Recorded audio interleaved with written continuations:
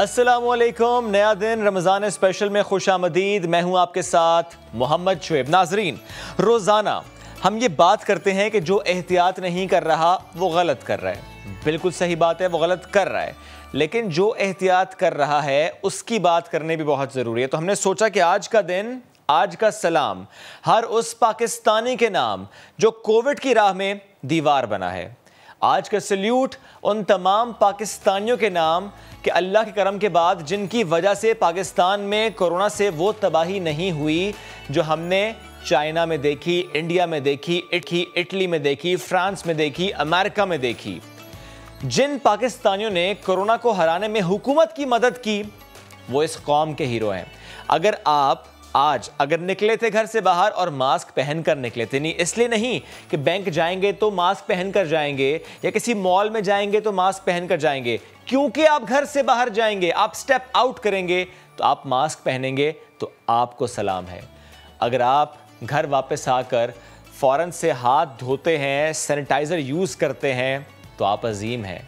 अगर आप गैर ज़रूरी तौर पर घर से बाहर नहीं निकल रहे, बल्कि जब घर वाले कहते हैं कि ज़रा चलते हैं हवाखोरी करने, चाय पीने, पकौड़े समोसे लेने मार्केट, तो आप कहते हैं कि नहीं, घर रहना है हमने, कोरोना को हराना है हमने, तो आप इस कौम के मोहसिन हैं, उस फैमिली के भी मोहसिन हैं, कौम के भी मोहसिन हैं। अगर आप SOPs का पूरा ख्याल रखते हैं तो आप पाकिस्तान के असल निगहबान हैं। अगर आपने कोरोना की वजह से अपने किसी अजीज़ की शादी ब्याह की तकरीब को महदूद किया है तो आपको तारीख़ पाकिस्तान के सिपाही की हैसियत में याद रखेगी। किसी की बर्थडे थी लेकिन कैंसिल कर दी ड्यू टू कोविड, तो बहुत अच्छा किया, हीरो हैं आप, अच्छा काम किया है आपने, मुस्तहिक हैं आपके, आपकी तारीफ़ की जाए। आज जब मैं ऑफिस आ रहा था, रास्ते में मैंने एक रिक्शे वाले को देखा। वो रिक्शे वाला ना किसी बैंक में जा रहा था, ना किसी मॉल में जा रहा था, ना उससे कोई पूछेगा कि तुमने मास्क क्यों नहीं पहना, लेकिन उसने इस गर्मी में मास्क पहना हुआ था। रोज़े की हालत में मास्क पहनकर जब वो काम पर निकला, उसको देखकर मुझे बड़ा अच्छा लगा। मैंने सोच लिया कि आज मैं उन तमाम पाकिस्तानियों को सलाम करूंगा कि जो वाकई इस कोविड को हराने में अपना किरदार अदा कर रहे हैं। वो रिक्शे वाला मेरी नज़र में इस कौम की एक नस्ल को बचाकर आगे ले जा रहा है। इस रिक्शे वाले को और उन तमाम रिक्शे वालों को हमारा सलाम, जिन पाकिस्तानियों की एहतियात की वजह से अस्पतालों में भारत जैसे मनाजिर दिखाई नहीं दे रहे, वो पाकिस्तानी भी डॉक्टर्स की तरह इस कौम के मसीहा हैं। और अभी बेशक स्कूल बंद हैं, कॉलेज बंद हैं, यूनिवर्सिटीज़ बंद हैं, लेकिन जब स्कूल खुले थे, जब स्कूल खुलते रहे 2 हफ्ते के लिए, महीने के लिए, हमारे बच्चे जो स्कूल जाते थे मास्क पहनकर ही बैठते थे, मास्क पहनकर ही पढ़ते थे। उन बच्चों का बचपना थोड़ा सा मुतासिर ज़रूर हुआ, थोड़ा सा यूँ ज़रूर लगा कि हमने उनको थोड़ा तंग किया, लेकिन वो इस कौम के हीरो हैं। हमने जो बचपना उनसे छीन लिया कि वो पार्क में जाकर खेल नहीं सके, वो बच्चे इस कौम का मुस्तकबिल भी हैं और मोहसिन भी। और जिस यूनिवर्सिटी के स्टूडेंट की हम बात कर लें कि ज़िंदगी के सबसे बेहतरीन साल समझे जाते हैं जो कैंपस में गुजरते हैं, वो कैंपस से दूर गुजर गए। शायद अभी एहसास ना हो, लेकिन उनकी कुर्बानी को भी हमारा सलाम, क्योंकि उनकी वजह से भी हम इस वक्त वो सिचुएशन फेस नहीं कर रहे जो बहुत से ममालिक ने फेस की है। तो आज वो तमाम पाकिस्तानी जो एहतियात कर रहे हैं, आज उनको हमारा सलाम है। और एट द सेम टाइम मैं ये ज़रूर कहूँगा कि प्लीज़ इस मैसेज को और आम करते चले जाइए। कोविड की सिचुएशन इस वक्त क्या है कि आज 119 अफराद लुक़्मा अजल बने हैं और मजमूई अमवात इस कोविड की वजह से हो चुकी हैं 18,429। 4,113 नए केसेस रिपोर्ट हुए हैं। मस्बत केसेस की शरह 9.17% रही है।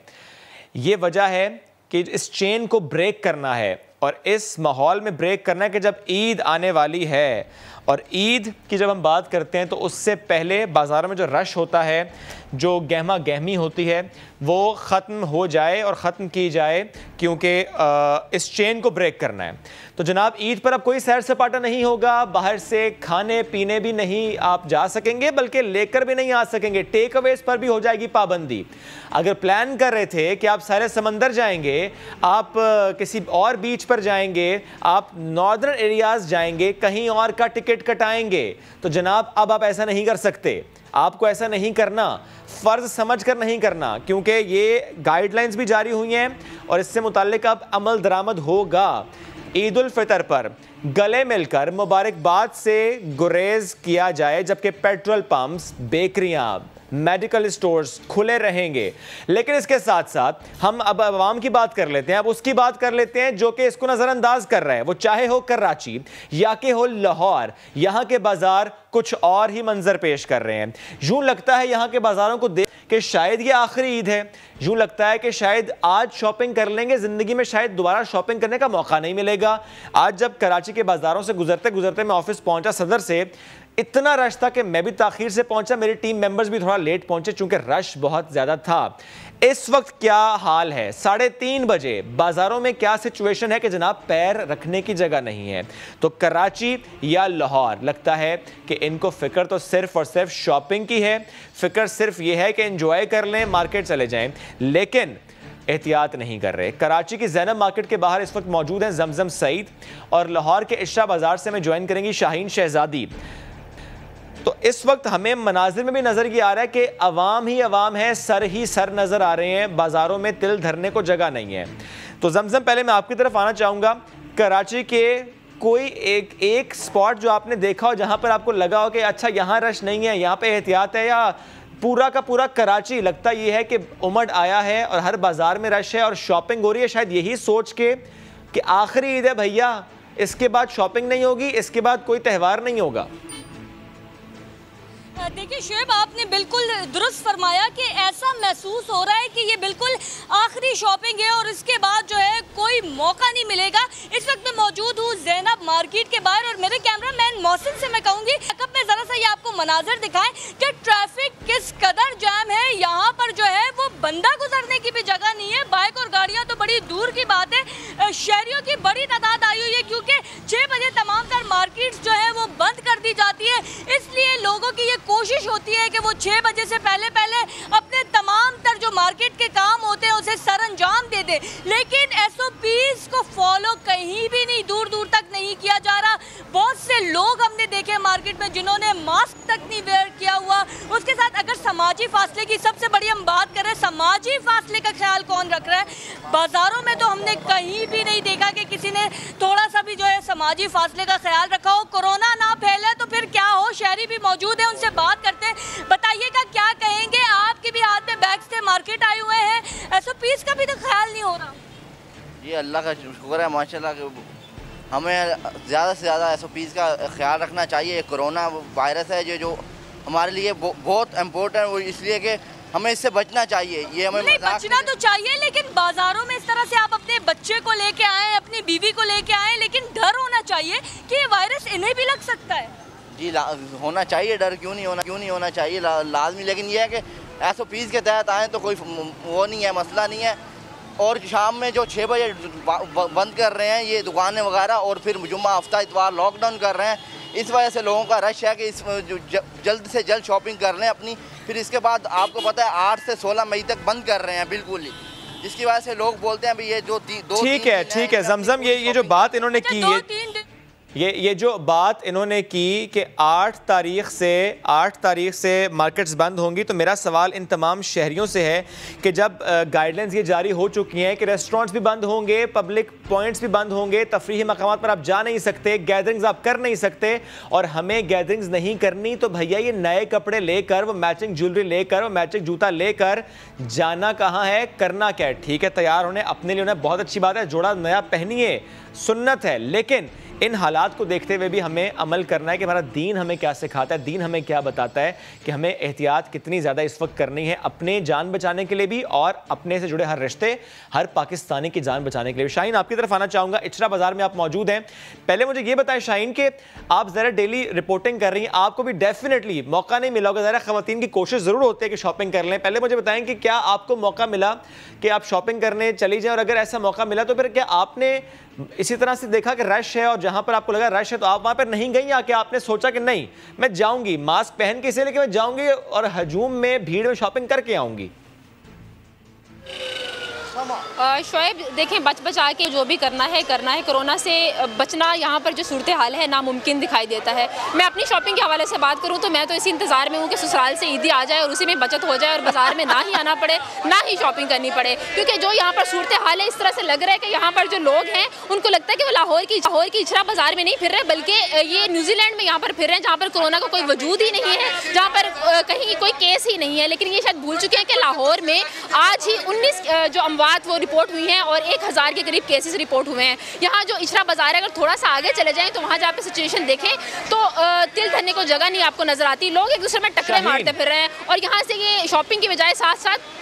शाहीन, मैं सिर्फ एक बात करना चाह रहा हूँ कि देखिए आपने क्योंकि आगाज़ में कहा कि आपकी ये ख्वाहिश है कि ससुराल से ईदी आ जाए, तो मैं तो चाहूँगा कि आप ऑन एयर आज अनाउंस करें अपने ससुराल वालों के लिए कि ना जाएं शॉपिंग करने, आप ऐसे गुजारा कर लेंगे। ससुराल से ईदी ना भी आए तो कोई बात नहीं, क्योंकि अगर वो जाएंगे बाहर तो एहतियात नहीं कर पाएंगे। तो कहिए आज ज़रा ये, ताकि हर वो लड़की जो आपको सुन रही है वो कहे कि ना जाओ भाई मार्केट। कहूँगी बिल्कुल शोएब, मैं यही कहूँगी कि मेरी ईद गुजर जाएगी, मुझे ससुराल ज़्यादा अजीज़ है, ज़ाहिर है उसी घर में मैंने जाना है, मेरी ईद इसी तरीके से गुजर जाएगी।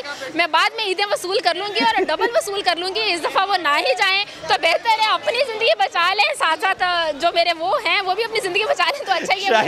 शाहीन, आज आपके ससुराल वालों ने मुझे बहुत दुआएं देनी है, मैंने खर्चा बचा दी है, लेकिन जिस तरह शाहीन आपने कहा कि हो गई है आपने उनका खर्चा लेकिन शाहीन इतनी प्यारी बात आपने की है कि वो तमाम लड़कियां स्पेशली जो कि ये सोच रहे हैं कि फैमिली मेंबर कोई जाएगा या ससुराल से कोई जाएगा, तो प्लीज़ खुद कह दीजिए कि मत जाइए बाहर, शॉपिंग मत कीजिए, क्योंकि जो भी बाहर जाएगा, जो प्यारा सा रिश्ता हमारा बाहर शॉपिंग करने जा रहा है वो ख़तरे में जा रहा है। तो ये नहीं करना। शाहीन, आप मुझे ज़रा बताएं कि लाहौर से मुताल्लिक जो हम रोज़ाना बात करते हैं कि बिल्कुल एहतियात नहीं कर रहे, तो क्या आपने ये देखा कि अब इन हालात में जबकि ये कहा जा रहा है कि हमने इस चेन को ब्रेक करना है ईद से पहले और ईद की छुट्टियों में, कोई थोड़ा बहुत आपको चेंज नज़र आया हो, एहतियात करते कोई शहरी दिखाई दिए हो? बिल्कुल भी नहीं है शोएब, बिल्कुल भी लोग एहतियात नहीं कर रहे। अगर यहाँ पर जो माएँ फिर रही हैं शॉपिंग कर रही हैं, अगर इनसे हम इस हवाले से बात करें कि यहाँ पर कोरोना फैल सकता है, आप यहाँ से घर में बीमारी लेके जा सकते हैं शॉपिंग की बजाय, तो वो कहते हैं कि बच्चे कहते हैं कि शॉपिंग करनी है, बच्चों के लिए हमें मजबूरन आना पड़ता है। तो उन माओं से यही कहा जा सकता है कि खुदा ना करे अगर आपके वही बच्चे अगर उनको कोई नुकसान पहुँच जाए, वही ना रहे, तो ये शॉपिंग किस काम की? तो यहाँ पर आने से गुरेज करें। लेकिन यहाँ पर जो खवातीन है वो तो एहतियात कर ही नहीं रही। दूसरे दुकानदार हैं जहाँ पर बाहर लिखा हुआ है कि मास्क के बिना अंदर आना मना है, लेकिन हर बंदा जो है वो मास्क के बगैर ही अंदर दाखिल हो रहा है और हर दुकान जो है वो ऐसे मुकम्मल तौर पे भरी हुई है। ये बहुत गलत हो रहा है, ये बहुत गलत हो रहा है कि अगर एक दुकान के बाहर लिखा हुआ कि विदाउट मास्क एंट्री जो है आपको अलाउ नहीं है, ऐसे में फिर आप घुस जाते हैं और ना दुकान वाला रोकता है और ना आप खुद रुकते हैं। आपकी भी जिम्मेदारी है, दुकान वाले की भी जिम्मेदारी है। शाहीन, आपने भी हमें यहाँ की सूरत हाल से मुताल्लिक अपडेट किया और जमजम आपने कराची की सिचुएशन हमें बताई। बहुत ये बताने का मकसद ये है जनाब कि प्लीज़ एहतियात कर लीजिए, अपने प्यारों के लिए कर लीजिए। कराची की बात एक बार फिर कर लेते हैं। जो मार्केट्स में इस वक्त खरीदारों का रश है, ऐसे में सड़कों का भी बुरा हाल है, ट्रैफिक जैम होना शुरू हो चुका है। एम.ए. जिन्ना रोड लाइट हाउस के मकाम पर ट्रैफिक का शदीद दबाव है। जो भी इस वक्त वहां से गुजर रहा है वो ताखीर से मंजिल तक पहुंचेगा। क्या सिचुएशन है, यासिर हुसैन बताएंगे। जी बिल्कुल, इस वक्त मैं मौजूद हूँ एम.ए. जिन्ना रोड पर, जहाँ रोड के दोनों अतराफ में गाड़ियों की लंबी कतारें लगी हुई हैं और लोगों को काफ़ी परेशानी का सामना करना पड़ रहा है। जबकि अगर मैं आपको बताऊँ तो एम.ए. जिन्ना रोड का ये हाल है, जामा क्लॉथ सिग्नल से लेके रीगल चौक तक गाड़ियों की लंबी कतारें जो हैं यहाँ पे लगी हुई हैं, बम्पर टू बम्पर जो है गाड़ियों के लगे हुए हैं। और जबकि लोगों से जब हमारी बात हुई तो लोगों का कहना है कि यहाँ पर शदीद परेशानी का सामना करना पड़ा है। इस तमाम तर सूरत हाल से निपटने के लिए जो ट्रैफिक पुलिस है उनके कंट्रोल से बिल्कुल बाहर है ये ट्रैफिक। अगर मेरे अखबार में आप देख सकेंगे गाड़ियों की लंबी कतारें जो है वो बिल्कुल पीछे तक आपको नज़र आ रही होंगी। और अगर मैं आपको इस तरफ का नज़ारा दिखाऊं तो ये वो जगह है एम.ए. जिन्ना रोड जो जामा क्लॉथ से रीगल चौक की जानिब जाता है। यहाँ पर भी गाड़ियों की लंबी कतारें हैं। लोगों का कहना है कि रोज़े की हालत में और शदीद गर्मी में काफ़ी मुश्किलात का सामना करना पड़ रहा है, मगर ये तमाम सूरत से निपटने के लिए ट्रैफिक पुलिस जो है वो बिल्कुल गायब है। यासिर, आपने अपडेट किया जो दफातर से घरों को लोग जा रहे हैं वो जस्ट बिकॉज कि लोग शॉपिंग करने बाजार पहुंच चुके हैं, वो लेट हो जाएंगे। अच्छा, चूंकि मैं बार बार एक बात कर रहा हूं कि जो कोविड के केसेस हैं इस वक्त, जिसके हवाले से हम आपको रोजाना अपडेट भी करते हैं और ये बात भी करते हैं कि जो मुश्किल और बड़े फैसले गवर्नमेंट की तरफ से लिए जा रहे हैं, यानी NCOC की गाइडलाइंस के साथ साथ जो फैसले लिए जा रहे हैं, जिस तरह हमने आगाज़ में भी जिक्र किया कि तफरीही मकामात, इवन जो टेक अवेज हैं उस पर पाबंदी होगी ताकि आप लोग बाहर ना निकलें, ताकि आप लोग घरों में रहें, स्टे होम, स्टे सेफ। लेकिन एट द सेम टाइम जो ये प्लान करते हैं कि ईद की जो छुट्टियां होंगी, चूँकि इस बार छुट्टियां भी ज़्यादा हैं, तो हम उन छुट्टियों में किसी और शहर जाएंगे या किसी और मुल्क जाएंगे।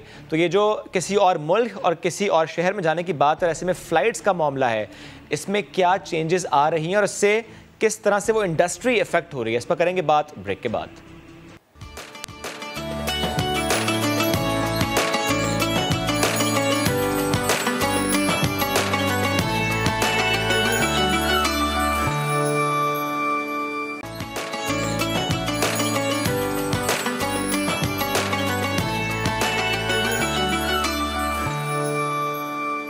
भाईजान, मेहरबान, कदरदान, मेरी जान, बस आपकी थोड़ी सी तवज्जो चाहिए। हाँ तो जरा कान और दिल की खिड़कियां खोलकर खूब गौर से सुनिए। बात यह है भैया कि हरामखोरों की आ रही है शामत। अब न बचेंगे आवाम को नाजायज महंगा बेचने वाले, क्योंकि पीछे आ रहे हैं उनके समा वाले। फिर न कहना मियाँ कि खबर ना हुई। सलाम अलैकुम। और आज समा वाले झंग के बाजारों में पहुंचे और देखा कि वहां पर कौन नाजायज मुनाफाखोरी कर रहा है। सिर्फ चिकन की बात कर लें तो ये जो कीमतों को पर लग जाते हैं, और ये जुमला आपको हर 2-3 महीने बाद सुनने को मिलता है, लेकिन आज हम आपको झंग से दिखाएंगे कि मुर्गियों को मुनाफाखोरी के पर लगाता कौन है। अरशद खान की रिपोर्ट। 2 किलो की ताजा सेहतमंद मुर्गी सिर्फ 250 रुपए किलो। जी हाँ, 2 किलो कीट पे। अगर मैं ये ऐलान करूं तो क्या आप यकीन करेंगे? तो नहीं भाई, मजाक कर रहे हो, यकीनन खराब होगी। कीमतों को पर लग रहे हैं, यही सुन रहे हैं बचपन से। ऐसा हो ही नहीं सकता, मैंने खुद खरीदा है 500 रुपए में।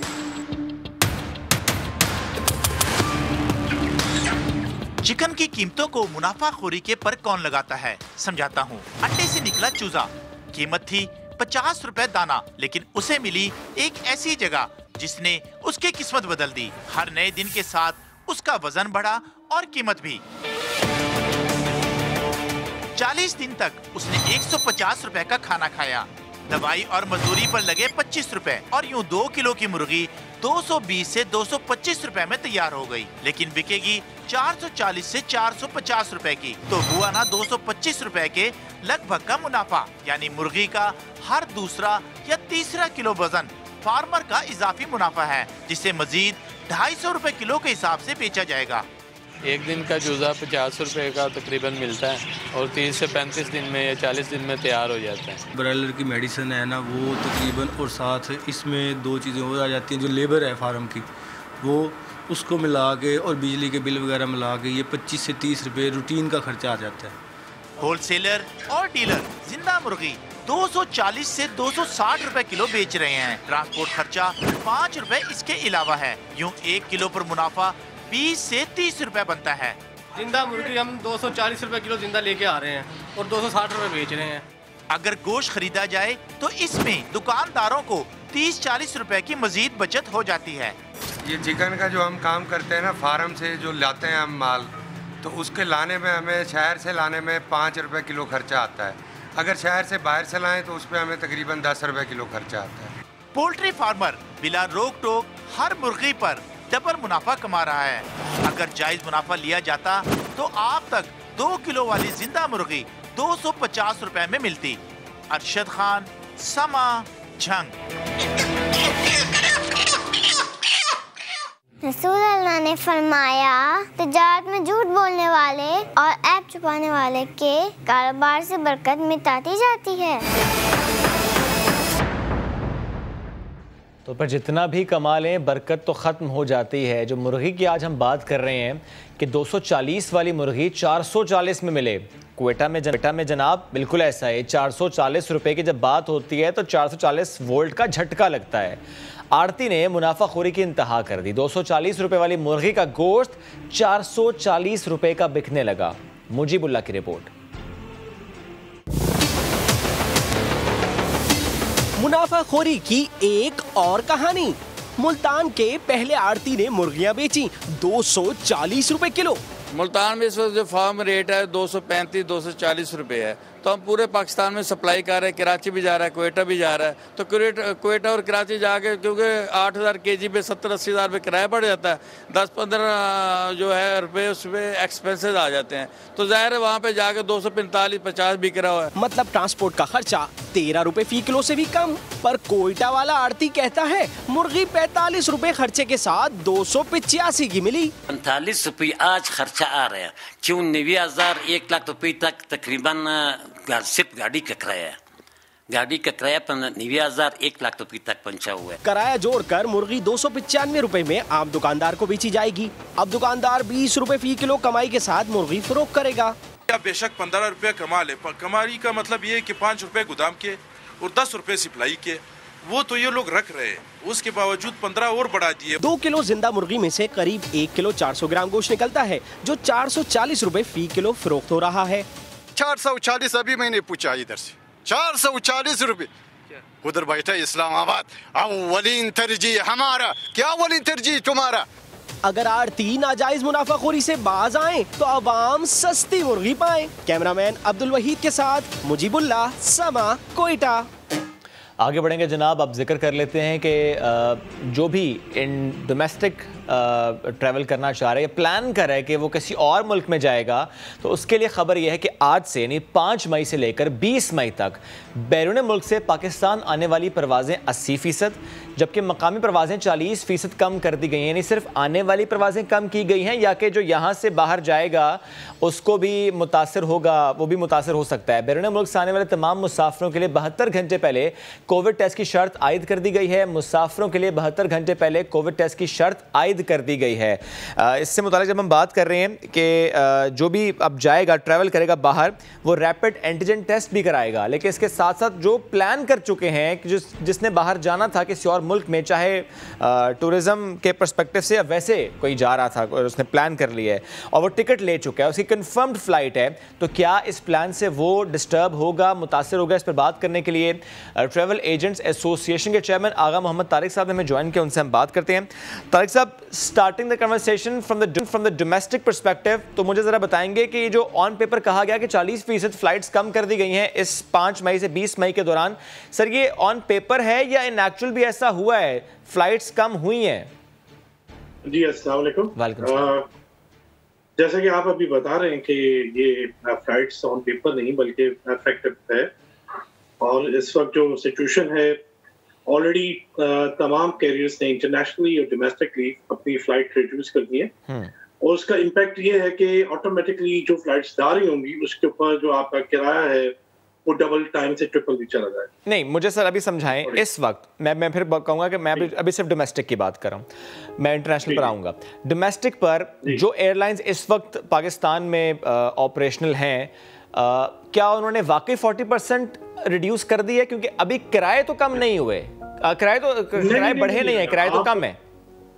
देखिए, किराए की बात नहीं है, डिमांड एंड सप्लाई होता है हमेशा। याद रखिए, जब आपकी 80% फ्लाइट रिड्यूस होगी, जो फ्लाइट्स अवेलेबल होंगी, ऑटोमेटिकली उसके ऊपर आपका फेयर अप ही होगा ना। नहीं, वो तो होगा। मैं ये जानने की कोशिश कर रहा हूँ सर कि फॉर एग्जांपल कोई प्लान कर रहा था ईद पर अपने शहर में जाने के लिए, अपनों में ईद मनाने के लिए, तो क्या वो मुतासिर होगा? उसने फ्लाइट बुक कराई हुई है, क्या वो मुतासिर होगा? अगर तो फ्लाइट उसने बुक कराई हुई है तो फिर तो नहीं होगा। क्यों चाहिए कि अगर जो फ्लाइट्स रिड्यूस हुई हैं और जो नया टिकट परचेज करना चाह रहे हैं, तो वो फेयर आपका अप है। वो फेयर बहुत बढ़ गया है। जी ठीक है। अब सर आ जाते हैं इंटरनेशनल ट्रैवल के ऊपर। वो तमाम पाकिस्तानी जो कि प्लान कर रहे थे ईद की छुट्टियों में या इस टाइम पर कि वो चले जाएं बाहर, और उन्होंने टिकट्स पहले से परचेज कर लिए हैं, तो सर क्या, क्योंकि ज़रा ये गाइडलाइंस तो बाद में आई हैं कि 80% हम कम करेंगे फ़्लाइट्स को, अब वो टिकट ख़रीद चुके हैं, अनाउंस बाद में हुआ 80% का मतलब है सर बहुत बड़ा फ़र्क पड़ेगा इससे। ये जो फ़्लाइट्स जिन्होंने बुक करा लिए हैं वो उनका क्या होगा? Exactly, you are right. देखिए, जो लोग ऑलरेडी प्लान थे, जिन्होंने जाना था, उनका मेरा ख्याल प्लान, क्योंकि due to the frequency of the flights, वो जारी बात है, जब फ्रीक्वेंसी आपकी डाउन होती है तो बहुत सारी चीजें इफेक्ट होती हैं। तो आपकी जब फ्लाइट्स रिड्यूस हुई हैं, ऑटोमेटिकली उनका जो भी प्लान था वो डिस्टर्ब हो गया। जाए कि फ्लाइट अब वहां से इनबाउंड जो फ्लाइट आपकी आ रही है वही आउटबाउंड जाएंगी, तो अगर वो 80% रिड्यूस हो रही है तो वो लोड कितना लेके जाएंगी। तो जाहिर बात है कि वो प्लान जिन लोगों ने भी परचेज किया हुआ था, प्लान बनाया हुआ था, प्लान तो सभी के डिस्टर्ब हुआ है। अच्छा, और ये मजीद खुदा ना करे कि अगर हम 20 के बाद भी जाते हैं तो ये हमारी इंडस्ट्री जो ऑलरेडी बहुत पिछले 15 माह से हम बहुत एक क्रंच में है, बहुत तकलीफ में है ट्रैवल इंडस्ट्री, ये मजीद उस प्रॉब्लम में चली जाएगी। सर क्या ऐसा हुआ है कि डिफरेंट ट्रैवल एजेंट्स जिनके ऑफिस में पहले 4, 5, 6 लोग काम कर रहे थे, 10 लोग काम कर रहे थे, उन्होंने स्टाफ रिड्यूस किया पिछले महीनों में, चूंकि जाहिर है काम उस तरह नहीं चल रहा, ऐसे हुआ है सर? आपको मैं इत्तला देना चाहता हूँ कि पिछले 14 माह में इस इंडस्ट्री ने, पाकिस्तान की वाहिद इंडस्ट्री है जिसने सबसे ज्यादा लॉसेस और डैमेजेस बर्दाश्त किए। चाहिए कि हमारी गवर्नमेंट की तरफ से तो आज तक हमें कोई रिलीफ पॉइंट नहीं मिला। अल्टीमेटली फिर हमें अपना स्टाफ और अपने जो फंड से देखते हुए अपने स्टाफ को रिड्यूस करना पड़ा, और इस वक्त जो बहुत सारे हमारी ऐसी बरादरी जो ट्रैवल इंडस्ट्री से बिलोंगिंग है उन्होंने अपने दवातर जो है वो बंद कर दिए हैं, और क्योंकि काम दिन ब दिन रिड्यूस होता जा रहा है, अभी जो रिस्ट्रिक्शंस वर्ल्ड वाइड हैं और हमारे साथ जो मसाइल चल रहे हैं, अब हमारे डोमेस्टिकली और इंटरनेशनली पाकिस्तान अपनी फ्लाइट्स पाकिस्तान ने रिड्यूस की हैं, उसके इफेक्ट्स ये हैं कि ये सबसे अफेक्टेड एरिया है बिजनेस कम्युनिटी का, जो कि नेग्लेक्टेड है हमारी गवर्नमेंट की तरफ से भी। एज ए चेयरमैन मैंने बहुत दफा खत खिताबत की है गवर्नमेंट से अपने रिलीफ पॉइंट के लिए भी, लेकिन शायद हमारी गवर्नमेंट के पास इतना टाइम नहीं है कि वो हमारी तरफ भी दे सकें, क्योंकि हम अगर देखा जाए तो ये इंडस्ट्री सबसे ज्यादा टैक्स कलेक्टर के तौर पे काम करती है जो गवर्नमेंट को देती है। बदकिस्मती इस वक्त हमारी गवर्नमेंट का ये सबसे नेग्लेक्टेड एरिया। सर आपके पास क्योंकि इस वक्त प्लेटफॉर्म है, आपकी नज़र में, आपके एसोसिएशन की नज़र में हुकूमत क्या करे, कैसे फैसिलिटेट करे? क्योंकि सर ये पूरी दुनिया में हो रहा है, और अगर आप कहते हैं कि आपको फैसिलिटेट नहीं किया तो सर किसी भी सेक्टर को गवर्नमेंट उस तरह फैसिलिटेट नहीं कर पा रही, आपको कैसे किया जा सकता है? मैं समझता हूँ कि हमारे चंद एरिया हैं जो सबसे इम्पोर्टेंट है। नंबर 1 कि आपकी प्रोसेस से मेरी बात अगर कोई गवर्नमेंट के किसी ऐसे पर्सन जो सुन सकते हैं, मैं वो सुन रहे हूँ, तो ये सबसे पहले तो हमारे ऊपर जो टैक्सेस हैं उसको ये टैक्स हॉलीडेज ईयर्स कॉल्ड होना चाहिए, जो कि हमारे से आपके प्रोविंस वाइज टैक्सेस कलेक्ट होते हैं, फिर एफबीआर की तरफ से होते हैं। बिजनेस तो हुआ नहीं, लेकिन उनकी तरफ से हमें नोटिस और उनकी तरफ से टैक्स के लिए वो डेली बेसिस पे हमें नोटिस मिलते हैं। सर जितना बिजनेस होगा उतना टैक्स आपको देना होता है, तो वो तो जरा बिजनेस नहीं होता, टैक्स भी उसके हिसाब से कम हो गया। बिजनेस नहीं, even though they are asking for the returns और वो हमसे मांग रहे हैं। हम समझते हैं कि जो एरियाज जहां रिलीफ दिया जा सकता है गवर्नमेंट का, उनको देखना चाहिए। सिर्फ एक ये पॉइंट है, आपको लगता है कि टैक्स वाले मामले में आप लोगों को रिलीफ मिलना चाहिए? ठीक है, आपका पॉइंट आ गया सर, ठीक है। ये आपके जो कंसर्न है ये वाकई हुकूमत को सुनने चाहिए, but at the same time जो कि हम थी फ्लाइट्स की शेड्यूल मुतासर होगा, इसको रीचेक करना पड़ेगा तमाम उन पाकिस्तानियों को जो कि प्लान कर रहे थे अपना ट्रैवल, चूँकि अब भी 80% इंटरनेशनल और 40% डोमेस्टिक जो फ्लाइट्स हैं वो कम हुई हैं। Thank you very much sir, साथ मौजूद थे, आप गुफ्तगू कर रहे थे। एक ब्रेक लेंगे, वापस आएंगे, स्टे विद अस।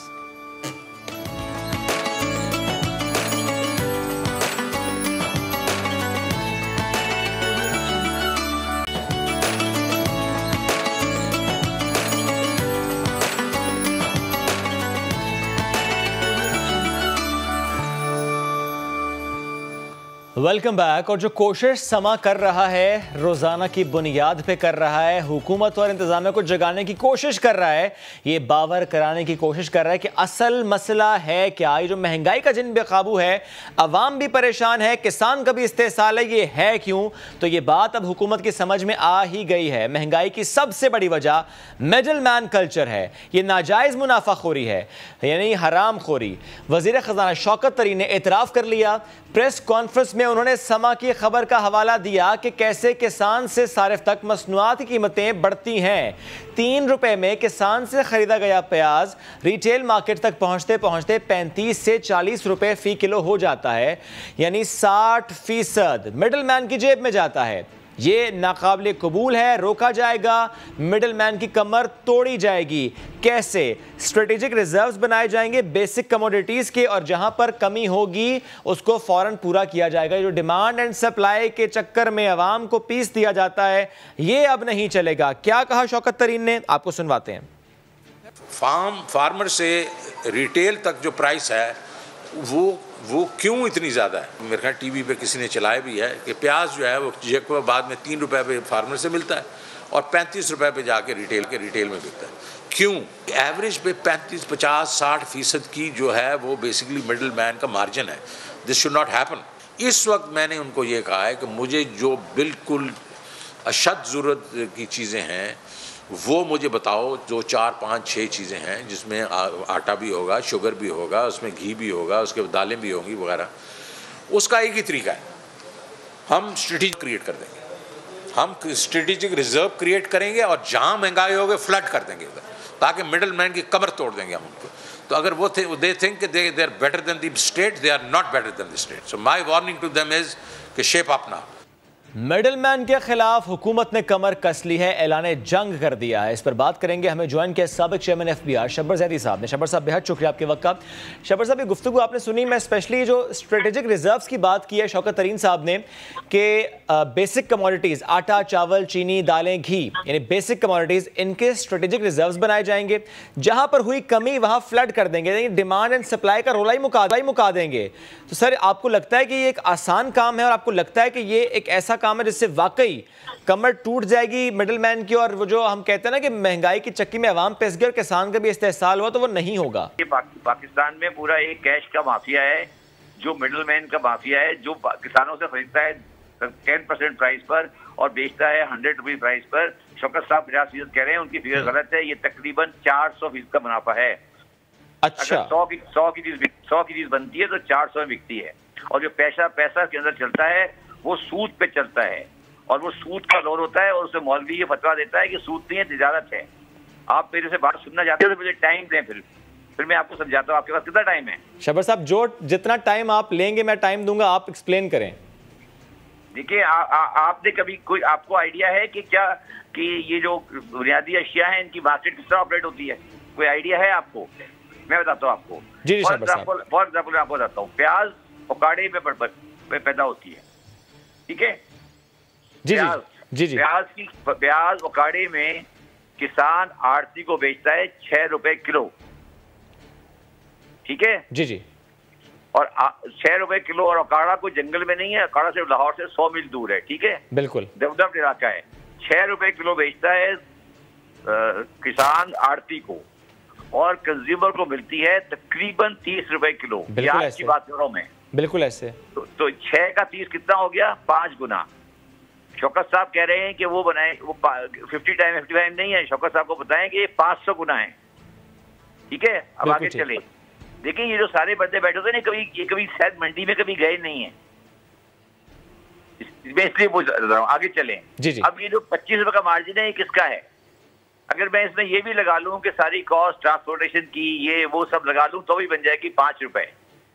तो वो 6 और 5 हो गए 11।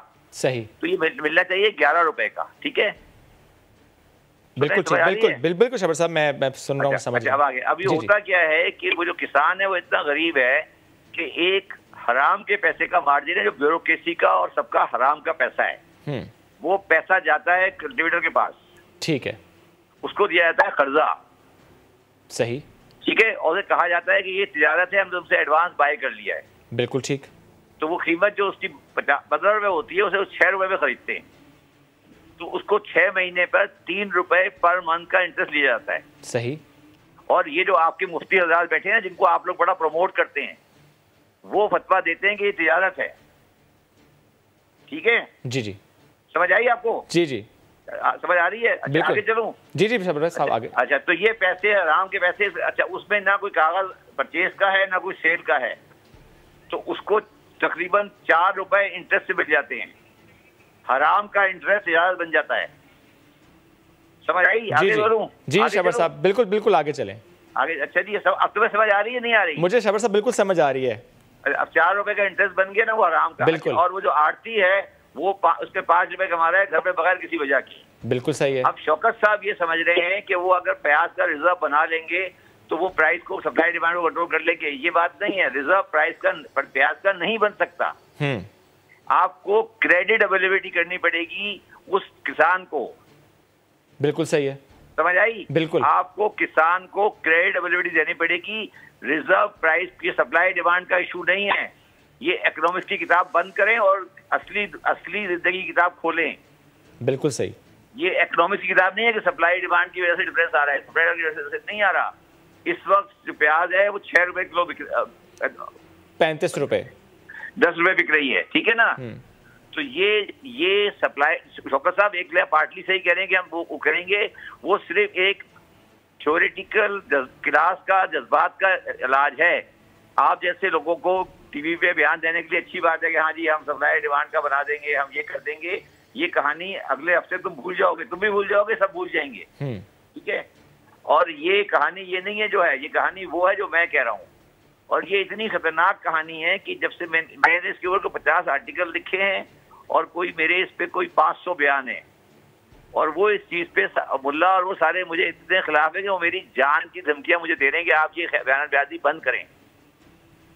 तो आप लोग अगर पाकिस्तान की खिदमत करना चाहते हैं तो इस पे काम करें, बाकी सब चीज को छोड़ दें।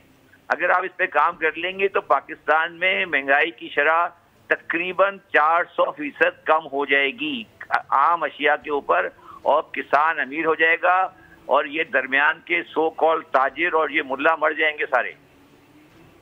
बिल्कुल ठीक, समझ आ गई? बिल्कुल, दोबारा समझा दूं? नहीं शबर साहब ये समझ आ गई, लेकिन मैं सिर्फ ये जानना चाह रहा हूँ कि आपने चूंकि कहा ना कि डिमांड एंड सप्लाई, जी जी, मैंने कम अज कम 10 आर्टिकल लिखे। बिल्कुल शबर साहब, बिल्कुल और मैंने कम अज कम इस पे को 500 बयान दे चुका हूँ टीवी पे। मैंने इस पे बड़ा नाम लिखा है, इसको बोलते हैं आड़ती माफिया। और शबर साहब ये जो शौकत साहब जो बयान दे रहे हैं, ये मेरी बयान से उठाया उन्होंने। वो जो इसका इलाज बता रहे हैं वो ठीक है, वो एक बहुत आप समझें कि 100% में से 5% इलाज है। लेकिन शबर साहब ये जो बात आप कर रहे हैं, ज़ाहिर है कि एक जो हराम खोरी वाला एक एलिमेंट है कि जो हो रहा है, जिससे मुतालिक आप कह रहे हैं, आपने बयान भी दिए हैं, आपने लिखा भी है, और आपके पास ज़ाहिर है उसका एक पूरी एक प्लान है कि इस तरह से चीज़ें हल हो सकती हैं। शबर साहब जब आप ज़ाहिर है उससे मुतालिक इतनी बात करते हैं, और ज़ाहिर है हुकूमत को मालूम तो है कि एक शख्स है जो कि इससे मुतालिक इतनी अच्छी राय रखता है, उसके पास इससे मुतालिक नॉलेज है, वो बता रहे, फिर भी कोई उस पर कान क्यों नहीं धरता? फिर भी मसला हल क्यों नहीं होता? हमने भी 20-22 दिन हरामखोर होशियार कैंपेन की, लेकिन सर हमें उसका रिजल्ट उस तरीके से नजर नहीं आ रहा। ठीक है, मिडिल मैन वाला मामला या डिमांड एंड सप्लाई की बात, जी तो आपको उसकी वजह ये है कि हमें ये फतवा दे दिया गया है कि तुम हराम के 100 रुपए में से जी 5 रुपए हलाल की ज़कात में दे दोगे तो बाकी 95 हलाल हो जाएगा। नहीं ये नहीं है। हाँ तो भाई समझो ना मेरी बात, अगर तुम शराब पियोगे तो तुम कोड़े लगेंगे, अगर तुम महंगा सौदा बेचोगे तो कोई नहीं मारेगा, समझ आई? बिल्कुल ऐसे। तो अगर तुम रिश्वत लोगे तो कोई तुम्हें नहीं देगा। अगर तुम्हारी बेटी के लिए रिश्ता आएगा ना किसी शराबी जानी जुआरी का, तुम रिश्ता नहीं दोगे। किसी कस्टम कलेक्टर आएगा तो खुशी दे दोगे, मैं भी दे दूंगा, समझ आई बात? बात ये है, ये माशरती रवैयों का मसला है। यानी शब्बर साहब फिर यानी अपने आप का एहतसाब करना है और हर इंडिविजुअल करना है। कोई बात नहीं है, कोई एहतसाब की बात नहीं है। ये पहले फैसला कर लें कि हम इंसान हैं या हम बेईमान हैं। पहले अपने दिमाग में से ये मुसलमानियत निकाल दें। समझ आई मेरी बात? बिल्कुल। पहले ये मसला इंसानियत का है। पहले इंसान बने।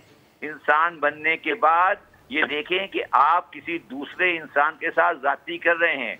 अगर महंगी चीज हिंदू बेच रहा है या क्रिश्चियन बेच रहा है वो भी गुनहगार है, मुसलमान बेच रहा है वो भी गुनहगार है। बेशक वो इंसान का गुनहगार है, इसमें अल्लाह ताला कहीं दरमियान में नहीं आ रहा। बेशक गुनाह वो है भाई जो इंसान के साथ होता है, अल्लाह अपने गुनाह को माफ कर देगा। ये हुकूक लिबास का मसला है। बिल्कुल ऐसा है। तो आप लोगों ने सारे मसले अल्लाह पे डाल दिए हैं। वो तो हिसाब बाद में करेगा ना, पहले दुनिया में तो हिसाब कर लो। बिल्कुल, दुनिया का हिसाब तो दुनिया में हो जाएगा। आप समझ आ गई क्यों नहीं होता? बिल्कुल बिल्कुल। अब और कुछ बोलना बताना है, बता दी क्या चाहते हैं आप? नहीं शबर साहब थैंक यू, आपने ज़रा इसको कुछ और जाना है बता दें मुझे। ओके खुदा नहीं अवाम को मैं फिर भी चाहूँगा शबर साहब, चूँकि ज़रा आपने इसको एक्सप्लेन तो किया, but still if you do have time तो मैं चाहता हूँ कि आप लोग प्लीज देखिए ना, मैं इस पे लिखता रहता हूँ, मैंने इस पे किताबें लिखी है, मैंने आर्टिकल लिखे, पूरा आरती माफिया का कॉन्सेप्ट मेरा क्वाइन किया हुआ वर्ड है। अब आज शौकत साहब कह रहे हैं, अब उनको समझ आ रही है कि ये उनको आज पहली दफा समझ नहीं आया था। क्या ये चीज छुपी हुई है लोगों से? नहीं सर, क्या छुपी हुई है? आपसे छुपी हुई है? नहीं। स्टोरेज बना देंगे और ये कर देंगे और सप्लाई डिमांड बैलेंस कर देंगे, क्या बातें कर रहे हैं? सारा हराम का पैसा लगा हुआ है इस ट्रेड के अंदर, सारा कैश इकोनॉमी के ट्रेड के अंदर लगी हुई है। किसान मर रहा है, उसके बच्चे भूखे मर रहे हैं और कंज्यूमर भूखा मर रहा है। 5 रुपए की चीज 50 रुपए की मिल रही है। गवर्नमेंट ने क्या कर लेना है? क्या आपके ख्याल में ये जो कमिश्नर मार्केट कमेटियां बिठा के चार्ट लगा के ये फैसला कर लेंगे? किस दुनिया में आप लोग बैठे हैं? क्यों लोगों के साथ झूठ बोल रहे हो? क्यों लोगों के साथ बेईमानी कर रहे हो? इमरान खान साहब को जवाब देना पड़ेगा इसका। बिल्कुल ऐसा है। इमरान खान साहब को छोड़ के इसलिए आया हूँ कि मैंने आज भी इमरान खान को साहब को ट्वीट किया है कि जब तक वो कैश इकोनॉमी और आड़ती माफिया के खिलाफ एक्शन नहीं लेंगे, मेरी सपोर्ट उनको हासिल नहीं है। शब्बर साहब, ये जो आपने आरती माफिया का भी जिक्र किया, चूंकि ज़ाहिर है आपने हमारी भी रहनुमाई की, तो मैं चाहता हूँ शब्बर साहब कि आप हमारे ऑफिस आएँ और हम इस पर लंबे शोज़ करें। और जो आप एक बात कहना चाह रहे हैं ना, वो जो आर्टिकल्स में भी है, बयानात भी है, लेकिन हम सर ये करते हैं, let's name and shame those. जी जी जी जी, मुझे कोई शो करने की जरूरत नहीं है। मुझे सिर्फ जो भी इंसान है ना, उसको एक दफा उठे और जाके किसी मंडी में खड़ा हो जाए, फिर खुद को समझ आ जाएगी कि वहाँ पे हो क्या है। सिर्फ इतना काम कर लेना, आज सिर्फ आप कुछ भी शो नहीं करें, आप सिर्फ इतना काम करें। आज आप समा टीवी या कुछ करना चाहते हैं ना, इसमें एक काम कर दे, जी जी, वो जाके सारी मंडियों में से किसान की प्राइस लाके अनाउंस कर दे, बस। वो ये मुझे शब्बर साहब, आप यकीन करें, हम पहले रोजे से आपने कभी नहीं किया। मुझे आज बताएं, आपके पास डेटा है? शब्बर साहब, हम ये जो प्याज की बात उन्होंने किया, ये हमने ही रिपोर्ट किया था कि 3 रुपए की प्याज 35। मैंने रिपोर्ट की है 5 दिन पहले, तुम्हारी बंदे को दी थी, मैंने ही दी थी। और काटे की प्याज का कैसे ही है? नहीं, पर शब्बर साहब, मैं जाहिर है हो सकता है कहीं कोताहियों, लेकिन ये कोशिश हम जरूर कर रहे हैं फ्रॉम डे वन, यानी रमजान में। काम करें, जी जी, आपको अल्लाह ताला बड़ा जिंदगी दुनिया में अजर देगा। आखिर का तो मैं इतना मुझे यकीन नहीं है। अल्लाह ताला बड़ा आपको अजर देगा कि आप सिर्फ पाकिस्तान की बेसिक कमोडिटी की purchase price from the grower दे दें। पब्लिक में आप एक प्रोग्राम बनाएं टीवी पे, रोजाना शाम को सुबह एक प्रोग्राम ये क्या करें कि एग्रीकल्चर की परचेज प्राइस और कंज्यूमर ग्रोअर क्या है। शब्बर साहब, मैं आपको यकीन से कह रहा हूँ कि अगर आप 5 दिन ये दे देंगे ना, तो पाकिस्तान में लोग इतना मारेंगे जाके दुकानदार को कि ये इनकलाब आ जाएगा। शब्बर साहब, कोशिश हमने की है, लेकिन जो आपने कहा है हम ये बिल्कुल इसी तरह से आज मुझे बताएं कि टमाटर की प्राइस क्या है इस वक्त ठट्टा में?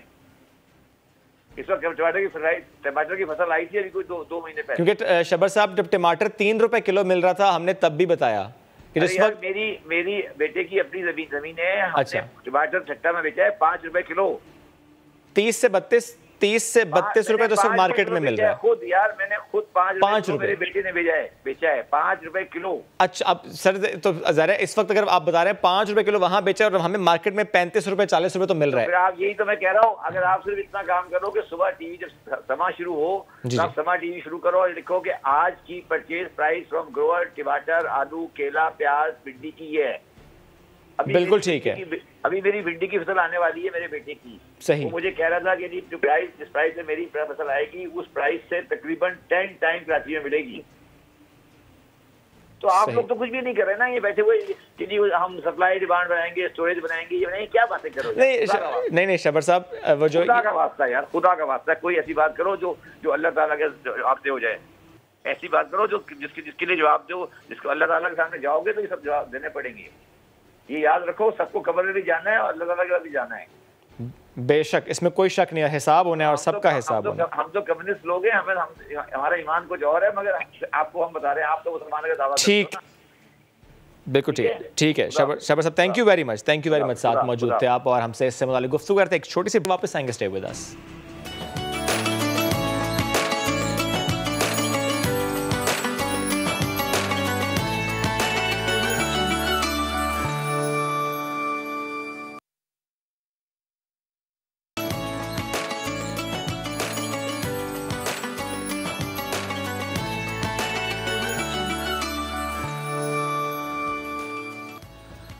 Welcome back. बात करेंगे कराची की एक ऐसी बाहिम्मत खातून की जो घर चलाने के लिए शौहर का सहारा बन गई। शरीफा एजाज अली एक चलता फिरता रेस्टोरेंट खोला है जहां वो अपने शौहर और बेटे के साथ काम कर रही हैं। और ख़ास बात पता है क्या है? मशहूर बर्गर जेंगर। ये मुतारिफ तो कराया ऐसे कि कीमत है जनाब सिर्फ 100 रुपये, यानी 100 रुपये में मिल रहा है जेंगर। इनसे मुलाकात की महक ने, आपको दिखाते हैं वो सेगमेंट। तो जनाब, आज मैं मौजूद हूँ ऐसी बाहिम्मत खातून के साथ जिनके हौसले की जितनी दाद दी जाए उतनी ही कम है। आज जिन खातून के साथ मैं मौजूद हूँ, इन्होंने अपना घर चलाने के लिए अपने शौहर और अपने बेटे को साथ मिलाया। उनका साथ नहीं दिया, बल्कि इनका शौहर और उनका जो बेटा है वो इनका साथ दे रहा है। शरीफा एजाज अली आज मेरे साथ मौजूद हैं। इनकी कहानी बड़ी इंटरेस्टिंग है। मज़ेदार ज़िंगर बर्गर जब हम जाते हैं दुकानों पर, बहुत ही ज़्यादा हमें अट्रैक्ट कर रहा होता है, और जब 100 रुपये में मिले तो हर कोई खाने के लिए तैयार हो जाता है। लेकिन अगर चलती फिरती गाड़ी में हो तो मुझे लगता है शायद पूरे कराची में फिर दस्तयाब होगा। हम ये नहीं कहेंगे जी फलानी जगह स्टॉल है वहाँ चले जाएं, यहाँ स्टॉल है यहाँ चले जाएं। पूरे कराची में ये 100 रुपये वाला ज़िंगर बर्गर कितना मज़े का है और क्यों 100 में बिक रहा है, और शरीफा की कहानी क्या है, ये आज मैं आपके सामने रखूँगी। तो मेरे साथ शरीफा मौजूद है। अस्सलाम वालेकुम। कैसी हैं आप? अच्छा, आप तमाम ख़वातीन के लिए बहुत बड़ी मिसाल है। आप ये जो चलता फिरता, हम कह रहे हैं ना कि एक बर्गर पॉइंट है, ये चलते फिरते का क्या मतलब है? ये सुजुकी के अंदर है। अच्छा, ठीक है। मेरा कोरोना की वजह से थोड़ी सी मुश्किलात आई थी घर के अंदर। जो मेरे हस्बैंड को पानी का काम कर रहे थे, तो उनको बैक प्रॉब्लम हो गया। वो असल में खुद शेफ़ है, उनको शौक बहुत है खाने पकाने का। अच्छा, खुद शेफ़ है कोई वो खुद शेफ़, तो वो बना के देते हैं आपको? जी, ये आइडिया उन्हीं का है। अच्छा। हाँ, उन्हीं का है, उन्हीं ने मुझे सिखाया है सब चीज़ें। ये सिखाया उन्हीं ने। तो हमने घर में से शुरू किया था। वो पानी का काम करते थे, पर उनको बैक प्रॉब्लम हो गई, तो मैं घर में थोड़ा सा करती थी, रनिंग करती थी थोड़ा सा घर के अंदर ही। घर के अंदर ही होता था। लेकिन ये सुजुकी का आइडिया कैसे आया? ये कोरोना की वजह से ना, फिर पानी में बैक प्रॉब्लम हो गया, तो डॉक्टर ने उनको मना किया। इनको इशू आ गया बैक पे, तो डॉक्टर ने मना किया आप पानी का काम नहीं करें। फिर हमने आइडिया दोनों मिलकर फैसला किया हम सुजुकी में करेंगे। कितने बच्चे हैं आपके? मेरे 3 बच्चे हैं। 3 बच्चे हैं। बेटे कितने हैं? एक ही बेटा है। और 2 बेटी? 2 बेटी हैं। सबसे बड़ा बेटा है? नहीं, सबसे बड़ी बेटी 20 साल की। फिर 19 साल का बेटा है और 8 साल की छोटी। तो वो जैसे कि मैंने भी बताया भी कि आपके शौहर और आपका बेटा आपके साथ होते हैं। जी बिल्कुल। तो वो क्या होता है, बेटा गाड़ी चला रहा होता है? नहीं, मेरे हस्बैंड गाड़ी चलाते हैं और मेरा बेटा हर चीज़ में हेल्प करता है, मेरे साथ करता है सब चीज़ों में। तो वो सुजुकी में आप खुद भी मौजूद होती हैं? जी, मैं मौजूद होती हूँ। मैं भी साथ में आती हूँ। एक डब्बा लाना, कोई चीज़ें बाहर से लाना, सब मेरे हस्बैंड, ये दोनों बाप बेटे दोनों। तो सिर्फ ज़िंगर बर्गर ही है, लेकिन हम देखते हैं जब भी हम ज़िंगर बर्गर ऑर्डर करते हैं तो साथ में थोड़ी सी चिप्स भी मिल जाती है। हाँ, फ्राइज़ भी है साथ में, फ्राइज़ मिल जाती है। असल में मेरे पास शोरमा भी होता था और चिकन बर्गर भी होता था मेरे पास असल में। और आपकी मीडिया की वजह से काफ़ी बहुत वो हो गया, तो सिर्फ मेरे पास ज़िंगर है। काफ़ी रश हो रहा है, बहुत ज़्यादातर लोग ज़िंगर पसंद कर रहे हैं। अच्छा, क्या अलग है, डिफरेंस क्या है आपके और बाकी बेचने वालों के ज़िंगर में? मेरे डिफरेंस तो मैं नहीं कह सकती, छोटा सा पीस है मेरा, ठीक है। और मेरे और मेरे हस्बैंड जो है बड़े प्यार से मोहब्बत से बनाते हैं। मोहब्बत है इनके ज़िंगर में? मोहब्बत और प्यार से बनाते हैं। जैसे मैं अपने बच्चों को खिलाती हूँ तो मैं समझी उनको खिलाऊँ, तो बस पसंद करते हैं। अभी खाने वाले के ऊपर है, किसी को आ जाता है, किसी को नहीं पसंद आता। मैं अपनी तारीफ खुद नहीं कर। अच्छा शरीफा जी, मुझे बताएं कि सुजुकी का आपने जिक्र किया, तो ये गाड़ी एक ही जगह पर रहती है, पूरे कराची में मूव करती है? अगर मुझे खड़े रहने तो मैं एक ही जगह पे सेटअप करूँ। खड़े रहने दें मतलब कौन खड़ा नहीं रहने देता? कुछ पुलिस वाले भी हैं, कुछ लोग भी हैं, वहाँ के जो मोहल्ले वाले भी होते हैं, दुकान वाले भी, कि हमारी दुकान है तो इस वजह से हमारे जिंगर नहीं बिकेंगे, ये छोटा दे रही हैं, तो इस वजह से बहुत सी मुश्किल आती हैं। ठीक है ना। पुलिस वाले क्या कहते हैं? पुलिस वाले यहाँ सोजे बाजार में आई ना, पहले तो मैं गुरुमल में थी, वहाँ मुझे मसला किया था। मेरे हस्बैंड को लेके गए थे थाने में, बोले यहाँ नहीं लगाओ, फुटपाथ पे नहीं लगाएं। वहाँ से फिर ले गए, फिर वहाँ से मैं घूमती रही हूँ, सोजे पटेल पार्क गई हूँ, अलमान गई हूँ, काफ़ी घूमते घूमते वापस सोजे बाज़ार में आई हूँ। यहाँ मुश्किल है थोड़ी, सोजे बाज़ार की जो पुलिस है मुझे साथ दिया, लेकिन अभी कोरोना की वजह से थोड़े मसले हैं। क्या मसले हैं? मसले ये हैं कि काफ़ी रश हो रहा है, काफ़ी क्राउड हो जाता है, बहुत इतने आ रहे हैं कि आप यकीन करेंगे कि मैं आपकी बहुत सारे आ रहे हैं। आप लोग की मीडिया की वजह से बहुत सारे आ रहे हैं, तो फिर पुलिस वाले मुझे तंग कर रहे हैं। क्यों कि कोरोना की वजह से बीमारी चल रही, तो आप लोग कह रहे रश नहीं करो, रश नहीं करो। तो फिर आपने इसका कोई हल सोचा है? हल भी क्या सोचूं, मैं यही मीडिया से रिक्वेस्ट कर सकती हूँ, भाई मुझे मेहनत कर रही हूँ अपने बच्चों के लिए, मुझे मसले हैं कि मेरे बच्चों को मुझे पढ़ाना है, मेरे घर के अखराजात ज़्यादा है, ठीक है। मैं मेहनत कर रही हूँ अपने हस्बैंड के साथ, बच्चे के साथ मेहनत कर रही हूँ, मुझे मेहनत करनी है, दिया जाए।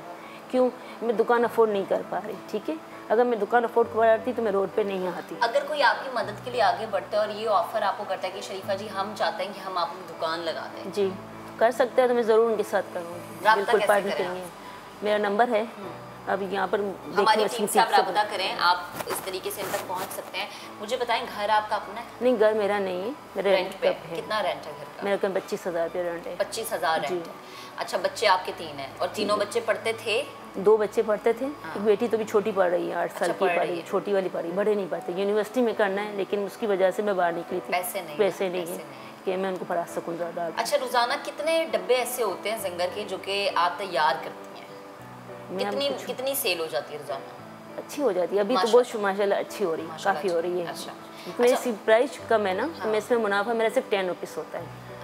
जब मैं जितनी ज़्यादा होती है क्वान्टिटी में जाती है तो मेरी सेल अच्छी हो जाती है। अच्छा, अब हम देख रहे हैं कि चिकन बड़ा महंगा हो गया जी, तो उस महंगे चिकन में भी ये 100 रुपए का ही है? बिल्कुल, पीस छोटे बाजी, इनके पीस छोटे, खाली सिंगर के जो पीस है ना वो छोटे हैं। अच्छा, बाकी माइनस वगैरह जो डालती हूँ सिर्फ वही चीज़ होती है। अच्छा, बस ये और कुछ। अच्छा, जो इर्द गिर्द के आप कह रहे हैं कि दुकान वाले हैं, ये दुकान वाले शिकायत करते हैं, ये शिकवा करते हैं, तो आप ये पुलिस वालों से कहते हैं कि उनकी तो शिकायत ये है, बुनियादी वजह ये है? उनको मैंने किसी से भी नहीं कहा, क्योंकि लोग गरीबों का तो थोड़ा सा इशू होता है ना, जहाँ खड़े होते हैं, चाहे आप ठेले वाले ले लें चाहे कुछ भी ले लें, थोड़ा सा कारोबार से हटाता है, हटा देते हैं। अच्छा शरीफा जी, आप जैसे कह रही हैं कि पुलिस तंग करती है, तो आप पुलिस को ये कहती हैं कि तंग आप जो मुझे कर रहे हैं या आप मुझे कह रहे हैं कि रश हटा दें, जो दुकानदार बाकी शिकायत करें, तो दुकानदार तो इसलिए शिकायत करते हैं क्योंकि उनकी सेल रुक जाती है मेरी वजह से, कहती हैं पुलिस को? ये मैं नहीं कहती, कि यहाँ पर दुकान वालों को भी मसला है, जहाँ मैं खड़ी होती फुटपाथ पे लोगों को भी मसला है, जहाँ मैं पीछे बैग पर बंगले के पास खड़ी होती उनको भी काफ़ी मसले हैं मेरे साथ कि आप नहीं खड़े रहो, यहाँ नहीं कमाओ,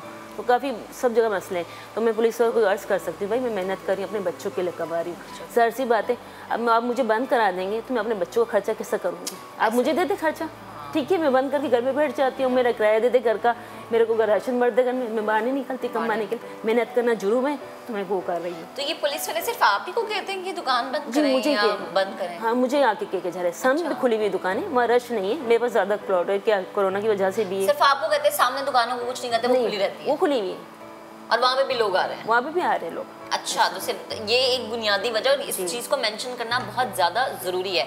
अच्छा शरीफा जी, मुझे ये बताएं कि जैसे मैंने आपसे पहले कहा कि अगर कोई दुकान हो जाए या कोई इसकी जिम्मेदारी उठा ले, तो ये आपके लिए ये चीज़ ज़्यादा अच्छी है? हाँ, अगर कोई मुझे दुकान करके देता है, कुछ मेरे साथ मदद करता है, कि मेरे साथ पार्टनरशिप पे करना चाहता है या मुझे हेल्प करता है, तो मैं ज़रूर कहूँगी मुझे करें। तो जनाब, ये बड़ी अच्छी बात है, बड़ी अहम बात है, और इसके साथ ही साथ ये बड़ी काबिल गौर बात है कि हमारे मुआशरे में जब कोई औरत बाहर कमाने के लिए निकलती है तो एक नहीं, दो नहीं, न जाने कितने ऐसे मसाइल होते हैं, कितने ऐसे चैलेंजेस होते हैं जिसका सामना उसे करना पड़ता है। शरीफा जी हम सबके लिए इस तरह से मिसाल है कि उन्होंने ख़ुद को मुकम्मल तौर पे छोड़ नहीं दिया। जब हम कहते हैं ना हाथ पांव छोड़ देना, उन्होंने वो नहीं किया, वो हिम्मत बनी, हौसला बनी अपने मियाँ का, अपने बेटे का, और उन्होंने घर का जो चूल्हा था उसको चलाने के लिए वो खुद बाहर निकली। लेकिन जब वो बाहर निकल रही हैं तो यकीनन मुश्किलात का सामना, जैसे वो खुद भी कह रही हैं कि अगर आप में से कोई भी उनकी इस तरीके से हेल्प करना चाहता है कि वो आए और वो ये नहीं ऑफर करे कि हम आपको दुकान ले देते हैं ताकि आप अपने सेटअप को अच्छे तरीके से मैनेज कर सकें, तो प्लीज़ आगे बढ़ें इस छोटी सी नेकी में। आपके नज़दीक छोटी है, लेकिन सोचें कि एक ख़ानदान संवर जाएगा, एक पूरा घर बेहतरीन तरीके से चलने लग जाएगा। चले जी, ये सेगमेंट आपने देखा, आगे बढ़ेंगे। डिजिटल करेंसी के नाम पर बड़ा फ्रॉड पकड़ा गया है। शहरियों से मुबैना तौर पर 7 करोड़ रुपए लूटने वाले मुलजिम को दुबई से इस्लामाबाद पहुंचने पर गिरफ्तार कर लिया गया है। अहम खबर आपको दे रहे हैं, फ्रॉडिया गिरफ्तार हुआ है। खबर है फैसलाबाद से, डिजिटल करेंसी के नाम पर बड़ा फ्रॉड जिसने किया वो पकड़ा गया। FIA ने 7 करोड़ रुपए हथियाने वाले मुलजिम को गिरफ्तार कर लिया है। अपडेट्स हासिल करेंगे, उस्मान सिद्दीक ने हमें ज्वाइन किया। जी उस्मान। जी बिल्कुल, ये मुलजिम इस्लामाबाद से गिरफ्तार हुआ है जो दुबई और यूरोप में बैठ के डिजिटल करेंसी के नाम से शहरियों की लूटमार कर रहा था। मुलजिम ने 3 जाली कंपनियां बना रखी थी, जाली वेबसाइट थी और जाली ही अकाउंट बनाता था जहां पे शहरियों से यूरो डॉलर की शक्ल में जो है वो पैसे बटोरे जाते थे। इस्लामाबाद में बैठ के सारा काम करता था। FIA के मुताबिक मुलजिम को जब गिरफ्तार किया गया है तो उसके जो कंप्लेनेंट शहरी थे वो भी यहाँ पे मौजूद थे, उनसे बात हुई तो उनकी जान के कहा गया कि फैसलाबाद की एक फैमिली है जिसके 5 अफराद से मुलजिम ने 7 करोड़ रुपए के लगभग जो है रकम है वो अपने अकाउंट में ट्रांसफर करवाई। एक इस्लामाबाद का शहरी था जिसकी 3 करोड़ के लगभग जो रकम है घर बेच के उसने इस बंदे को दी है। अब मुलजिम जो है वो FIA की कस्टडी में है, मजीद इन्वेस्टिगेशन मुलजिम से की जा रही है। आज अदालत में भी मुलजिम को पेश किया गया है जहाँ से 3 रोजा इसका रिमांड जो है वो अदालत ने FIA को दिया है। साइबर क्राइम इंचार्ज जो यहाँ के हैं उनकी जानिब से ये कहा जा रहा है कि मुलजिम जो है उससे काफी बड़े पैमाने पे लोगों को डिजिटल करेंसी के नाम से लूटा है। अरबों रुपए की मालियत का ये स्कैम है जो सामने आया है और मुलजिम को जो है वो इस्लामाबाद से गिरफ्तार किया गया है। शुक्रिया उस्मान सिद्दीक, आपने अपडेट किया। आगे बढ़ते हैं, अहम खबर आपको देंगे। आर्मी चीफ से सऊदी मुसल्लह अफवाज के सरबराह ने मुलाकात की है जिसमें अफगान अमन अमल और बाहमी दिलचस्पी के अमूर पर बातचीत हुई है। इसी पर बात करेंगे, उस्मान खान ने हमें ज्वाइन किया। जी उस्मान खान। जी बिल्कुल, चूंकि army chief general Qamar Javed Bajwa Saudi अरब के दौरे पर है, तो वहाँ पर लेफ्टिनेंट जनरल फयाज रवाली जो है चीफ ऑफ जनरल स्टाफ है सऊदी आर्म फोर्सेस के, उनसे मुलाकात हुई है। और इस मुलाकात में ISPR के मुताबिक दो तरफा बाहमी दिलचस्पी के अमूर, खित्ते की सिक्योरिटी सूरत पर गुफ्तगू की गई है, अफगान अमल की पेशरफ और दिफाई ताउन पर भी बातचीत की गई है। जनरल बाजवा की जानिब से दो तरफा दिफाई ताउन बढ़ाने की जरूरत पर जोर दिया गया है और उनका ये कहना था कि पाक सऊदी ताउन से खित्ते की सिक्योरिटी और अमन के लिए मुस्बत असरात जो है वो मुरतब होंगे। सऊदी मिलिट्री चीफ ने पाकिस्तानी हम मनसब के जज्बात को भी काबिल कदर करार दिया और साथ ही साथ सऊदी चीफ की जानिब से इलाकाई सलामती और इस्तेहकाम के लिए मुकम्मल ताउन की यकीन दहानी कराई है। तो ये दौरे के दौरान ये पहली मुलाकात थी जो कि इंतहाई अहम है। शुक्रिया उस्मान खान, आपने अपडेट किया। आगे बढ़ेंगे। अब सिर्फ ऑनलाइन शॉपिंग ही नहीं बल्कि ज़रूरतमंदों की मुस्तहकीन की मदद ऑनलाइन हो सकेगी। एक नई एप्लीकेशन सामने आई है, इसका नाम है भाईचारा वेलफेयर टेक्नोलॉजी। ये एप्लीकेशन तैयार की गई है जिसके ज़रिए ज़रूरतमंद और हुनरमंद इनकी मौशी सपोर्ट की जा सकेगी ताकि वो अपना कारोबार करके पाकिस्तान की मईशत में अपना किरदार अदा कर सकें, कैसे मईशत को बेहतर करना है।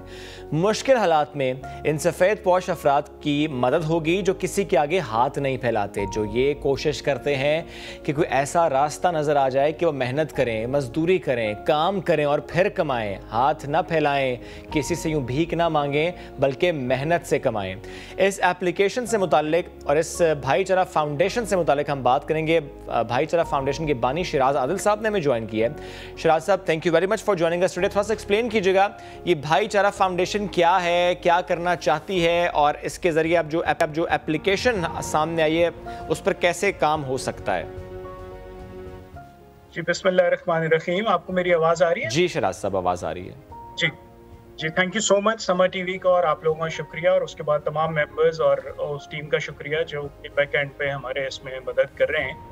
भाईचारा, जैसा आपने बताया, कि एक टेक्नोलॉजी सोशल स्टार्टअप है जो पाकिस्तानियों की जिंदगी बेहतर करना चाहती है। इसमें कुछ हमारे साथ ओवरसीज पाकिस्तानी और वो पाकिस्तानी शामिल हैं जिनको अल्लाह ने इस नेक काम के लिए मुंतखब किया है। आइडिया इसका कुछ इस तरह आया कि हम लोग हमेशा अपनी फैमिली, अपने बच्चे, अपनी तालीम के बारे में सोचते हैं, लेकिन हमारा इस्लाम मजहब भी यही तालीम सिखाता है कि हम दूसरों के बारे में भी खुद सोचा जाए। तो इस ऑब्जेक्टिव को लेते हुए रोजगार के मौके प्रोवाइड करने के लिए और उनकी माशी हालात को बेहतर बनाया जाए, जो लोग मेहनत करना चाहते हैं, यानी उनको मछली ना दी जाए बल्कि मछली पकड़ना सिखाई जाए ताकि वो अपने पैरों पे खड़े हों और अपने खानदान की हेल्प कर सकें। तो इस हवाले से हमने ये छोटी सी कोशिश की जिसमें हर महीने हम एक छोटा कारोबार उन सफ़ेद पोश लोगों का ख्याल करना चाहते हैं ताकि एक छोटी सी इकोनॉमी विद इन क्रिएट हो जाए और कुछ बेहतरी लाई जा सके। अच्छा शिराज साहब, अगर थोड़ा सा इसको इस तरह से एक्सप्लेन कर देंगे होता क्या है। फॉर एग्जांपल एक बेरोज़गार शख्स है तो कैसे मालूम होता है कि अच्छा इसकी मदद करनी है, ये सफ़ेद पोश है एंड ही डिज़र्व इट, और फिर क्या होता है, कोई डोनेट करता है और फिर उसको आप कारोबार सेट करके देते हैं, कैसे होता है? जी हाँ, देखिए इसमें हमारी जो कोशिश है, 3 से 4 प्रोजेक्ट्स इस वक्त हमने लॉन्च किए हैं, जिसमें सबसे पहले जो प्रोजेक्ट है वो सफ़ेद पोश रमज़ान प्रोजेक्ट है। ठीक है। सफ़ेद पोश रमज़ान प्रोजेक्ट ये है कि वो ये उन लोगों को टारगेट करता है जो कि कोविड की वजह से या किसी हालात की वजह से जिनकी सैलरीज रिड्यूस हो गई हैं, नहीं मिल रही, लेट मिल रही हैं, तो वो हमारी वेबसाइट पे अपने NIC से रजिस्टर करें और उनसे कोई क्वेश्चन नहीं पूछा जाएगा। वो अपने फैमिली मेंबर्स का बताएंगे कितने फैमिली मेंबर्स हैं, अपनी पसंद की बेकरी सेलेक्ट करें और वहां जाके अफ्तार कलेक्ट कर लें, कोई उनसे कोई सवाल जवाब नहीं किया जाएगा।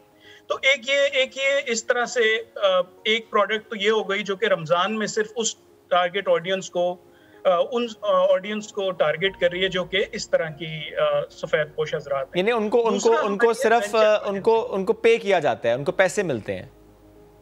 नहीं, मैं अभी इस तरफ आ रहा हूँ। रमजान में अफ्तार प्रोग्राम का मैंने आपको बताया कि ऑनलाइन रजिस्ट्रेशन है, जिससे वो सिर्फ ऑनलाइन वाउचर दिखा के अपने पसंद की अफ्तारी कलेक्ट कर सकते हैं अपने पसंद के एरियाज से। अच्छा, दूसरी हमारी प्रोडक्ट है। जी हाँ सर, अभी इस पे रहते हैं जरा और समझते हैं इसको। जो आपने कहा कि फॉर एग्जांपल सफ़ेद पोश है, उसने रजिस्टर किया अपने NIC नंबर के थ्रू, आपकी वेबसाइट पर जाकर अपने फैमिली की डिटेल्स दी और आपने उन्हें वाउचर दिया।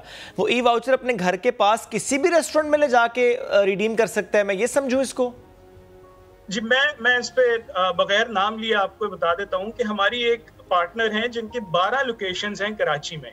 अच्छा। वो मलीर सऊदाबाद से लेके और डिफेंस, क्लिफ्टन, इवन गुलशन मेमार, गुलशन इकबाल, तो कराची से लॉन्च किया और 12 लोकेशंस कराची की वाइड स्प्रेड में हमने सेलेक्ट की हैं। उन 12 लोकेशंस पे वो किसी भी लोकेशन पे सेलेक्ट करके वो ई वाउचर दिखा के वो उसको जो ट्रीटमेंट मिलेगी वो नॉर्मल पेड कस्टमर की मिलेगी उस जगह पे इज्जत के साथ। वो अपने घर वालों के लिए अपना। वाओ सर, तो इस प्रोजेक्ट के तहत इस वक्त अगर सिर्फ इस रमजान की बात करूं 20-22 दिनों में नेशन वाइड कितने ऐसे लोग हैं जिन्होंने कांटेक्ट किया फिर उनको इस तरह से फैसिलिटेट किया गया है?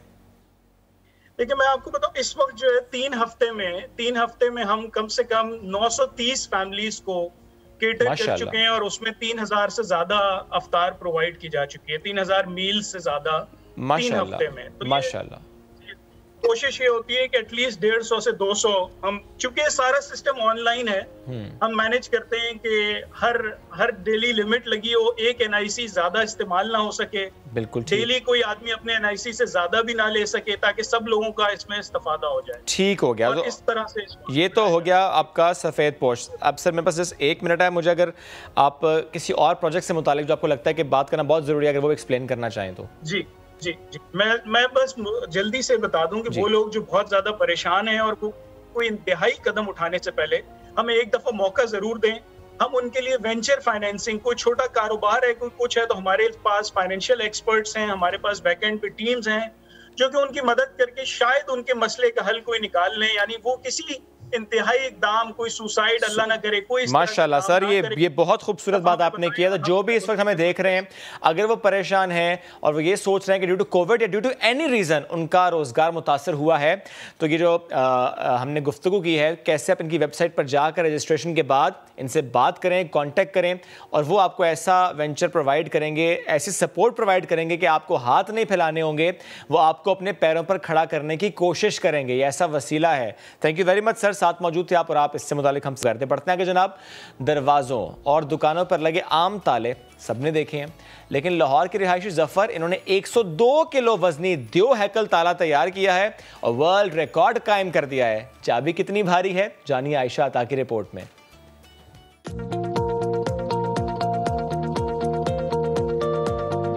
102 किलो का ताला और 7-7 किलो की 2 चाबियां, ये मुनफरिद काम किया है लाहौर के रिहायशी जफर इकबाल ने, जिन्होंने 3 साल की मेहनत से ये सब कुछ बनाया। इस ताले को आलमी शोहरत मिली और ये Guinness book of world record का हिस्सा बन गया।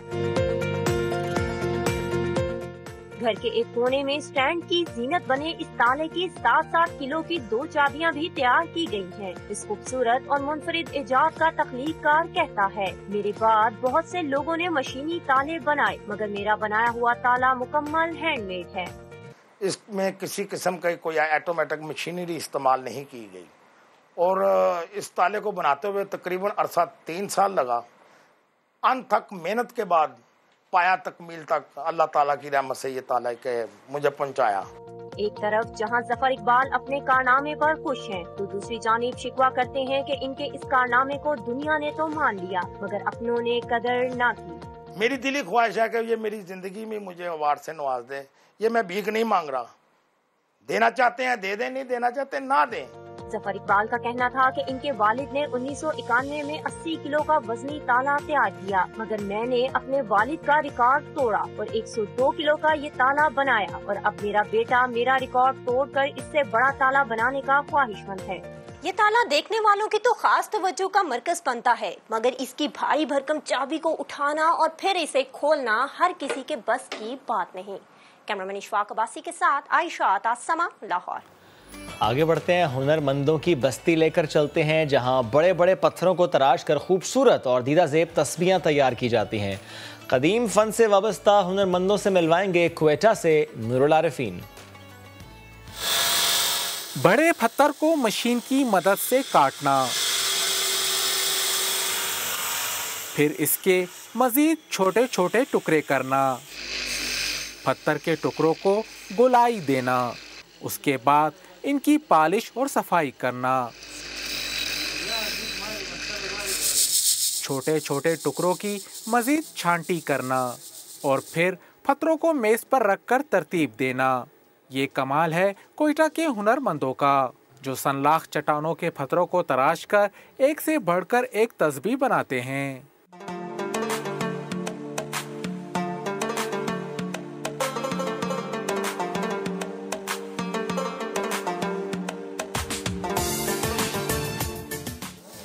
कोयटा के इलाके किली सुमुंगली के हुनरमंद नसीर अहमद का कहना है कि तस्बीह को मुख्तलिफ इकसाम के पत्थर से बनाया जाता है। हर पत्थर को उसके रंग, शक्ल और साइज के हिसाब से पहले अलग किया जाता है, फिर तस्बीह तैयार करने का मरहला शुरू होता है। सबसे जो छोटी है वो तकरीबन 3 इंच या 4 इंच होती है और बड़ी तकरीबन 5 फुट 6 फुट तक आपने बनाए हुए बड़े साइज़। इसमें इस तरह है जितना इसका साइज़ बड़ा होगा उसकी उतनी इसकी कीमत ज़्यादा होगी। तकरीबन वो साइज़ के लिहाज से जो बड़ा है 6 फुट 5 फुट जो मैंने बता दिया वो 10,000 15,000 तक है उसकी कीमत। वो छोटी जो है वो उसमें फ़र्क होता है। ये दरअसल शाह मकसूद तस्बीह में मुख्तलिफ़ किस्म के इसमें कीमती भी होती है और सस्ती भी होती है। सबसे सस्ती जो है वो तकरीबन 300-400 तक है और कीमती जो 1 लाख तक 1.5 लाख तक में भी इसमें भी है। ये तो तकरीबन 6 मरहले से गुजरते हैं। उसका 6 आदमी काम करवाते हैं ना, हर आदमी काम करते, अलग अलग काम है ना।